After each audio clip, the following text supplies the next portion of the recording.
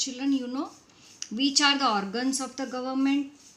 I explained in the chart that legislature, executive and judiciary are the organs of the government. I already explained you in the chart that which are the organs of government: legislature, executive and judiciary. Legislature makes laws. Now we see that these three organs, what do they do the work? Legislature makes laws. Executive, with the help of civil service officers, implements the laws, that whether the rules are followed or not, laws are being implemented or not, that is the work of executive. And judiciary makes people follow the law and does the work of providing justice. Judiciary's work is to see whether the people are following the laws or not, and according to them they get the justice or not. Gujarat also has Vidhan Sabha, Council of Ministers and High Court. You know federal state, what do you mean by federal state? India is a federal state. There is a distribution of subjects on which the central or the state governments can frame laws.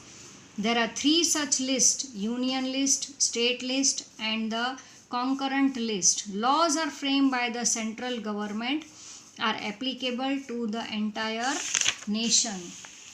Which are the fundamental rights? Fundamental rights of Indian citizen are provided by the Constitution of India that was adopted on the 26th of November in the year 1949, but was put in use on 26 January 1950.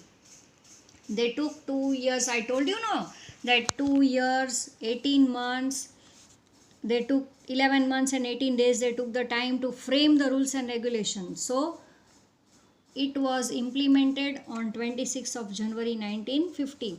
The fundamental rights of Indian citizens guarantee that the residents of the land can lead a peaceful life as long as they inhabit the country. The individual fundamental rights of Indian citizens are most of the time similar in all the democratic countries. Individual rights. Now you see which type of rights are given to us. Equality before the law, number 1. Number 2, freedom of religion.